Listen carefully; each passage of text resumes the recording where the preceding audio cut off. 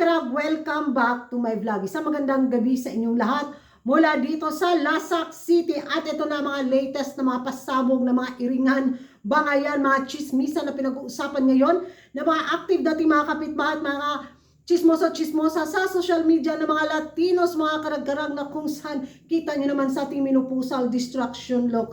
Kiat kay si Kuragan mga karag-karag. At ito na nga, unstoppable ang mga warlahan ngayon ng mga beauty pageant lovers ng mga Latinos dahil nga dito sa kumparahan system galore ng kanilang mga pambato sa darating na Miss Universe 2024. Parang ano lang din yan sila.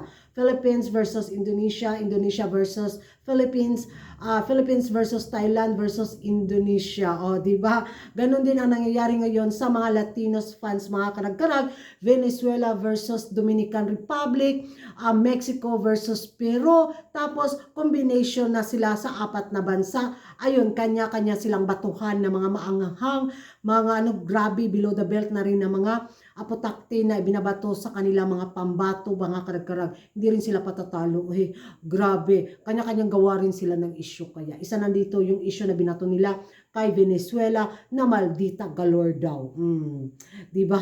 Kasi para may isang interview ako napanood na kung saan sinabi ni Venezuela, mga karag-karag, na kung naghahanap ka ng mabuti, kaya daw niyang ibigay. Pero kung naghahanap ka ng masama, don't look at me. Oh, grabe.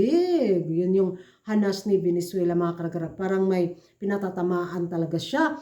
Kaya ganoon na lang din yung banat na mga ibang basher ng taga Venezuela na susuportaran nyo ba daw ang kandidatang to na nagpalabas na daw ng kanyang tunay na pagkatao, ng kanyang personalidad, ng kanyang personality. Basta mga PPP, ganon. Oh. Tapos, samantala naman si Piro versus ang Mexico, ayun, warlahan din sila. Oy, si Tati talagang bilato nila ng mga negatibo bitaw komento ang pambato ng Peru, di ba? Nagmukha na daw ang hitsura at ang beauty daw ngayon ng pambato ng Peru, kapikat na daw sa nanalong Miss Universe 2023. Kung matagalan mo daw siyang tingnan, kung matagal mo daw titigan si Peru, mga karag-karag, parang na daw, kapikat at kumukopya na daw sa style ni Miss Universe 2023. Ganun yung mga atake at hanas nila. At so ang banat din ng mga Mexico, mga karag-karag, laban sa Peru, ayun. Sa kanila na daw yung corona. Mainis na lang daw sila sa kumainis because Mexico will win. Grabe sila, mga karag-karag. Naaliw talaga akong makichika at makibalita bitaw sa kanila mga kaganapan. Unstoppable dun kayo yung nila, galit nila sa isa't isa. At dahil nga dyan, mga karag-karag, magpa-relax muna tayo ngayon. Warlahan sila, Latino versus Latino, Asian versus Asia, pero ang mga Europe ay tahimik lang. Wala talagang parang sila yung mga inosente bitaw sa mundo ng beauty pageant. Very relax lang sila. Nag-aabang lang sila kung sila ba yung koronahan or maligwak ganun ulit ang mga taga-European.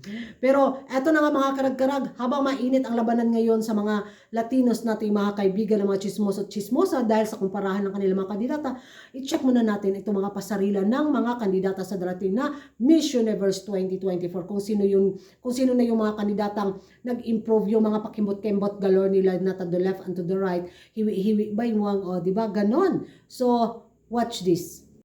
Finland, isa ito sa mega favorite ngayon sa Team Europe, mga karagdag, na posibleng makasungkit daw sa corona. Pero in fairness naman, Kimbo to the left, tuyok, ikot, pak! Miss Universe 2023 ang atake ng kanyang pasarila.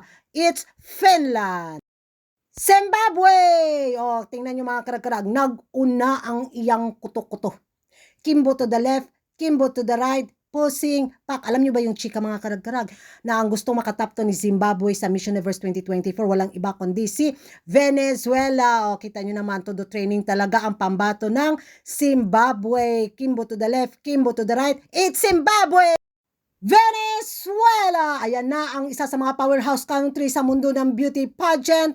Ang isa sa aangat sa placement ng Venezuela sa darating na Miss Universe 2024. Kung palarin ka nga, kung hindi ka madala sa mekos-mekos galore ni Hello the Universe at ni paring Raul, why not coconut, diba? Pero base nga doon sa mga pa-intrigue ang lumalabas sa pa-video sa meeting di Abansi, parang 50-50 ang chance ng Venezuela ngayon sa corona sa Miss Universe 2024. Mag-training ka na lang, baka makapasok ka sa top 30. Pero why not, coconut?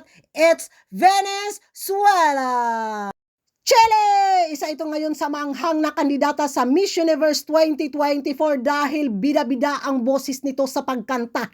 Pasok ito sa panlasa ni Maring Julia kung sasali ito sa Miss World. Pero sa ngayon, Kimbo to the left, Kimbo to the right, itodo mo na, baka pag kumanta ka ng I have nothing, nothing, nothing, pasok ka sa banga ni Maring Haludo Universe at ni Paring Raul sa Mexico. Kaya todo pa Chile, isa pa baka ipasok mo ang Chile sa placement sa Miss Universe. It's Chile!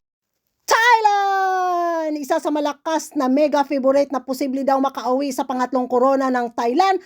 Huwag ka na magkapagod-pagod sa pag-kimbo to the left, kimbo to the right. Secure na ang pad thai sa highest placement sa Miss Universe 2024.